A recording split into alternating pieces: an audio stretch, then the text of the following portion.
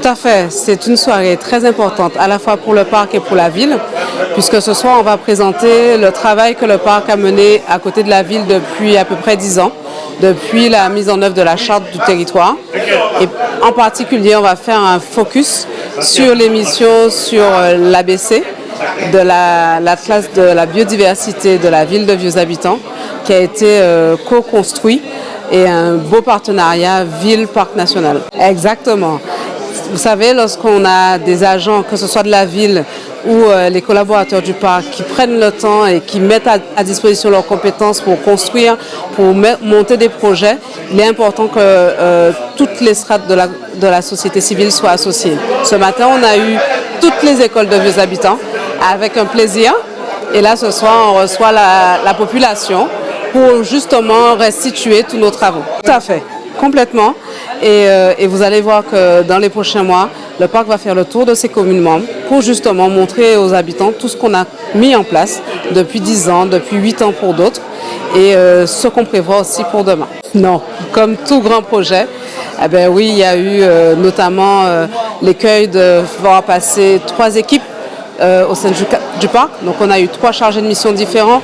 C'est là aussi que se pose la ressource humaine et la pérennité des postes, hein, puisqu'on a utilisé ce qu'on appelle le schéma des volontaires civils à l'aide technique, les volontaires civils au sein du parc. Donc ils se sont engagés, donc ce sont des jeunes de plus de 25 ans avec une compétence technique. Cependant, ce ne sont pas des contrats pérennes, donc on a dû en fait voir partir certains. Mais l'essentiel, c'est qu'on a réussi à mener chacune des étapes et pouvoir vraiment faire un travail de qualité avec les équipes de la ville. Incontournable pour les communes, incontournable pour la préservation de la biodiversité. Le parc assure à la fois des missions de connaissance, donc la connaissance scientifique, puisque pour pouvoir préserver, restaurer, il faut connaître, il faut savoir et pouvoir bien quantifier l'importance de cette biodiversité. Le parc assure des missions d'accompagnement, d'éducation à l'environnement, au développement durable, mais aussi des missions de police, parce que oui, on peut préserver, on peut prévenir, mais par contre, des fois, il faut aussi le côté coercitif. Le cœur de parc, pour qu'on puisse justement, aujourd'hui, plusieurs années plus tard, profiter d'un cœur de parc, mais on a dû protéger. On a dû, alors pas mettre sous cloche, ça a été le cas à une époque, et en 2009, le parc a vraiment décidé de revoir sa façon de travailler et de s'inscrire dans le territoire. Donc avec la charte du territoire, le parc permet à chaque commune de pouvoir contractualiser et on met en place des actions dans chacune des communes, ce qui nous permet d'être à la fois sur la filière poire Anse-Bertrand, sur la fête de la mer et du littoral à Gourbert. Donc chaque spécificité de chaque commune est prise en compte dans les travaux qui sont menés avec le partenariat avec le parc national. Et à côté de ça, si je peux ajouter, le parc a aussi en interne de grande qualité, de grandes compétences. Et on a des agents qui sont très motivés, qui nous permettent ce soir, par exemple, de pouvoir faire des démonstrations de ce qu'on appelle les visites virtuelles. Donc quand vous allez sur le site internet du Parc national, vous avez un petit onglet en bas où vous pouvez, depuis chez vous, vous retrouver à l'île Fajou, vous retrouvez au niveau des îles Pigeons. Plusieurs sites remarquables du parc ont pu être mis en lumière avec ces visites en 3 dimensions.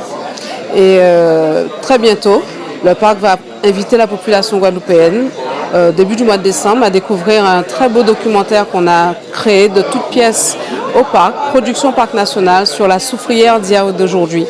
On souhaite revenir sur les éléments qui se sont passés en 1976 et mettre en comparaison avec aujourd'hui où on observe un regain d'activité. Alors quels sont les interdits, puisque effectivement, en lien avec la préfecture de la Guadeloupe, il y a un arrêté d'interdiction sur le sommet de la soufrière. Eh bien, on expliquera pourquoi, quels sont les dangers et comment on participe aussi à préserver à la fois la biodiversité mais aussi la population. C'est un engagement qu'on avait pris au niveau de dans la campagne. C'était inscrit dans mon programme politique. Et puis la situation après Fiona, après Tami, après les problématiques sanitaires, après les problématiques qui bousculent l'environnement, montre qu'on a eu raison de prendre cet engagement-là. Vieux-Habitants, c'est un territoire aujourd'hui engagé pour la nature, engagé pour l'environnement. Et la classe de biodiversité communale, c'est un outil à la disposition de nos élèves, de nos enseignants, du personnel pédagogique, mais aussi des agents communaux, en particulier en direction des agents techniques, parce qu'ils font des interventions en permanence au niveau de l'environnement. Et donc ceux qui sont sur le domaine d'espace vert, bien, donc, connaître la faune et la flore de son territoire, c'est une manière aussi de mieux protéger les espèces sur le territoire, de aussi mieux les connaître. Par exemple, quand on prend notre nouvelle cacado. Le cacado, c'est un écrevisse qui est dans la rivière. C'est connaître sa dynamique de population. Après, maintenant qu'il y a moins de produits phyto qui sont utilisés dans la vallée, est-ce que c'est une espèce qui va revenir?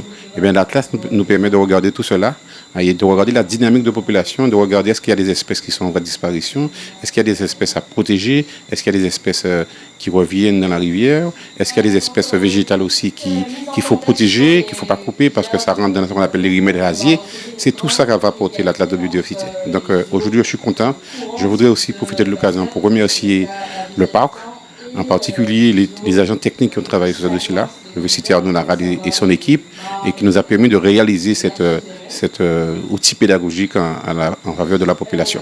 Ce matin, il y avait une belle mobilisation. Il y avait les équipes, les CM1, CM2 des écoles de Géry, de Marigot, de Cousinière, du Bourg, et avec une bonne participation des directeurs des écoles qui ont joué le jeu, parce que c'est un sujet, parler d'environnement, parler de développement durable, on sait que c'est pour l'avenir. Et il faut commencer par nos enfants. Et donc ce matin, on a parlé des crabes, on a parlé des espèces qu'on trouve avec les habitants, espèces végétales et espèces animales, qu'il faut protéger, qu'il faut valoriser parce que ça rentre. Le crabe, par exemple, s'il y a moins de crabes à Playa de l'Étang, eh bien, déjà pour le paysage, c'est pas bon pour les enfants, mais pour Pâques, pour nos matétés à crabe, pour nos dombrés crabes, nous pas encore. Donc il faut protéger eux. Il faut pêcher à des moments particuliers. Donc tout ça, l'Atlas nous permet de connaître cette dynamique autour du crabe, autour d'autres espèces qui fait partie de la tradition culinaire de la Guadeloupe et de Vieux Habitants. Vieux Habitants, c'est un territoire, on connaît, on est entre terre, mer et vallée, avec le littoral, avec sa richesse, la mangrove. Et puis le long des vallées, on a les trames bleues, les trames vertes et les trames noires. Et donc tout ça, on a fait de la pédagogie autour de ça. Comment protéger ces trames bleues, donc l'eau qui coule, les trames vertes avec tout le paysage autour, les trames noires avec des espèces comme le chauve-souris le soir, qui doivent continuer à vivre. Et donc, comment protéger tout cela? C'est tout cela dans l'Atlas qu'on trouve, et donc toute cette richesse de biodiversité qu'on a sur Vieux Habitants, mais qu'on a dans le sud d'Assert, qu'on a dans la côte sous le vent, qu'il faut protéger.